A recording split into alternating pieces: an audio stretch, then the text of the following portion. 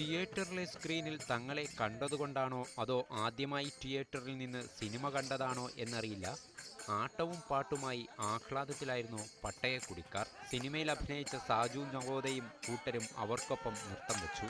സിനിമയിലെ ആദ്യ രംഗങ്ങൾ പട്ടയക്കുടിയിലെ ആദിവാസി വീടുകളും പരമ്പരാഗത വേഷത്തിൽ ആദിവാസികളും ചേർന്ന് ഗംഭീരമാക്കിയിരുന്നു.